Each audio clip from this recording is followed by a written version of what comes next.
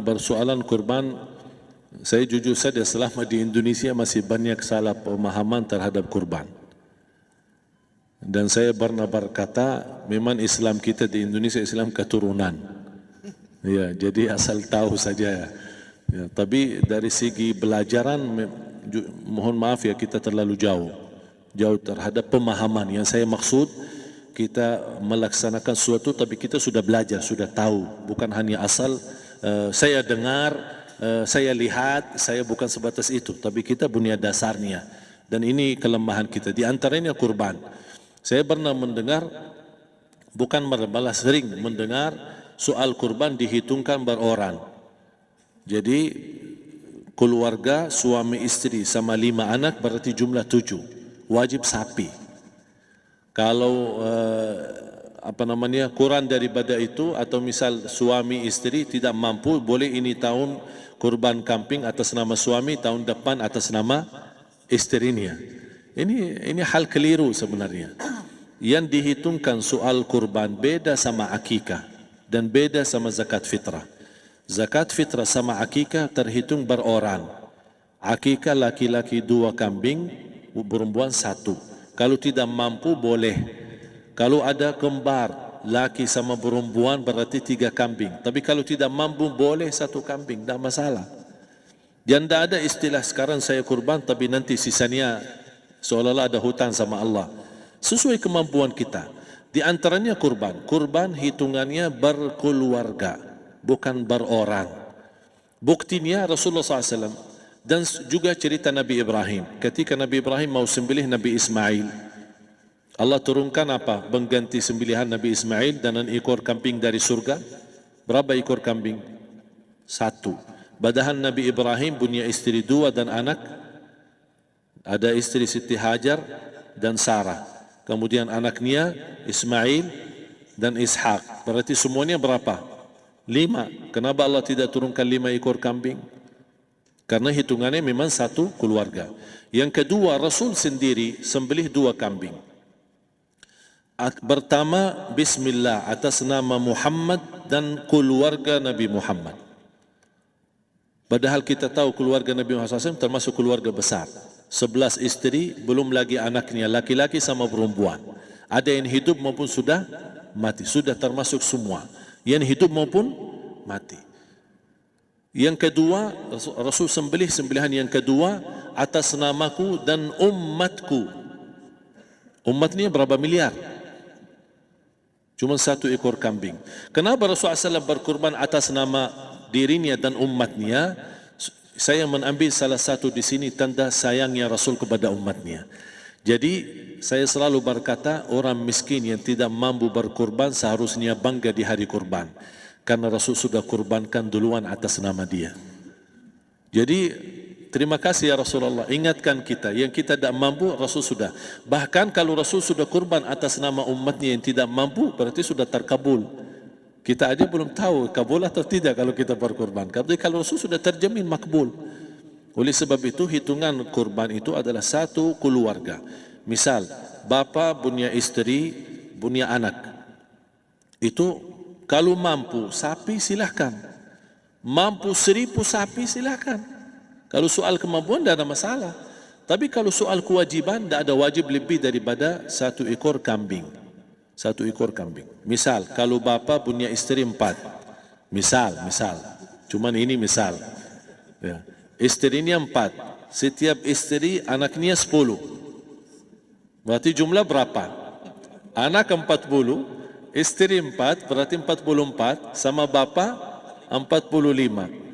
Wajib 1 ekor kambing saja. Cukup untuk semua ini. Tapi kalau soal mampu, ya silahkan. Mau 1000 kambing boleh, mau 1000 sapi boleh. Tidak ada yang melarang kalau soal kemampuan.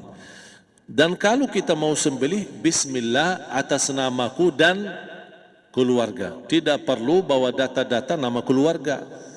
Jadi disebutkan tukang sembelihnya ada capek menunggu sambil sebutkan nama-nama. Tidak perlu. Udah Bismillah atas namaku dan keluarga. Termasuk kata atas namaku dan keluarga, termasuk orang tua yang sudah meninggal.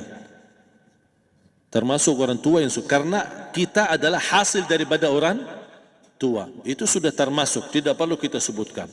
Ada sebagian ulama membolehkan kalau kita mampu, mau khusus kambing atas nama orang tua, tidak masalah. Kalau kita mampu. Tapi kalau kita tidak mampu, itu sudah termasuk orang tua kita bersama keluarga besar kita. Ini salah satu kenikmatan dan ini termasuk juga sedekah yang berguna bagi orang yang sudah meninggal di keluarga kita. Wallahu ta'ala alam. Dan juga masalah panitia, bisa kita mewakili. Kalau kita tidak mengerti sembelihannya dan tidak mengerti cara bagiannya. Tapi ada satu sunnah yang termasuk kehilangan sunnah ini adalah banyak yang tidak mau makan dari hasil kurban. Padahal itu sunnah Rasul. Dari akikah boleh makan, dari kurban pun boleh makan. Bahkan sunnah SAW dibagi 3. Sepertiga pertama dihadiahkan. Maksudnya kata dihadiahkan kepada orang kaya. Misal tetangga saya tapi orang kaya, dia bukan miskin. Tapi boleh saling hadiah karena inti daripada hadiah silaturrahim. Ada keluarga kita termasuk mampu tapi saya kasih, ini alhamdulillah saya sembelih sapi. Barangkali dia tidak mampu cuma sembelih kambing. Udah kita dapat daging kambing, dia dapat daging sapi. Tapi dengan niat hadiah bukan sedekah karena dia bukan orang miskin yang menerima sedekah. Yang sepertiga yang kedua adalah sedekah. Sedekah itu termasuk orang miskin.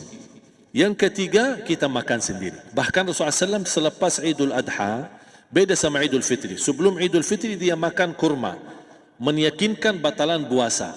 Tapi kalau Idul Adha tidak makan dan minum sebelum salat, kenapa? Bukan berarti tidak boleh.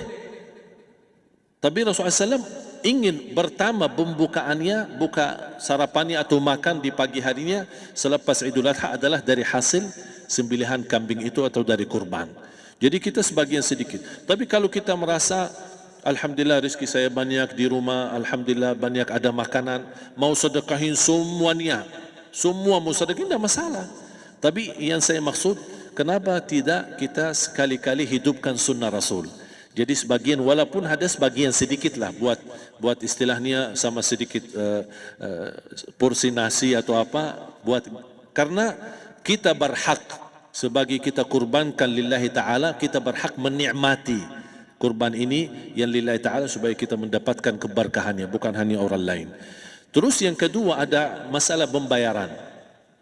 Kalau kita wakili panitia, boleh kita pesan sama panitia, tolong sedikit dari kurban saya minta buat saya makan.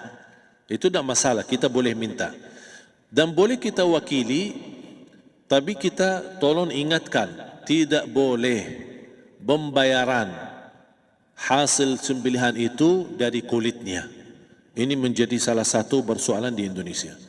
Banyak tukang sembelih datang, ketika kita tawarkan untuk sembelih ini, berapa Pak? Oh tidak apa-apa, kasih aja kulitnya sama kepalanya. Jangan Anda setuju, jangan Anda terima. Oh maaf saya tidak bisa. Bapak berapa ongkos sembelihannya? Kita harus sepakat dulu. Tidak, saya ikhlas, tidak apa-apa, seikhlasnya. Tapi yang penting kepalanya sama kulitnya. Itu aja yang saya minta, yang lain tidak apa-apa. Tidak boleh. Tidak boleh. Kenapa? Karena ini kurban. Kata kurban berarti lillahi ta'ala, bukan untuk jual beli. Kalau kita sudah bayar dari bagian kurban, berarti bukan lillahi ta'ala. Harus kita jaga amalan itu. Tapi bagaimana cara jalan keluarnya? Kita harus sepakat, ijab kabul. Sepakat dulu, Pak, saya udah begini, saya kasih untuk sembelihan 50.000. Bapak setuju? Ya udah setuju. Selesai kan? Sudah sembelih, sudah potong, sudah semua. Lepas ini semua, kita kasih ongkos 50.000 ongkos sembelihannya. Habis itu, Pak, kulitnya sama kepala hadiah buat Bapak. Itu tidak apa-apa, tidak masalah. Tapi bukan untuk bayar sembelihan. Faham maksud saya? Harus dibedakan supaya jangan sampai amalan kita kurban habis biaya, habis ini malah tidak diterima karena sudah kita bayar sebagian daripada kurban. Saya silahkan bayar apa yang kita sepakati, mau hadiahkan kepada dia karena kita tidak bisa guna. Buat apa yang kita mau gunain kulitnya tidak bisa, tapi buat mereka lebih berguna, oleh karena itu kita bisa hadiahkan untuk mereka. Bahkan kita bisa juga kasih daging untuk mereka bisa menikmati sebagai sedekah. Wallahu taala alam.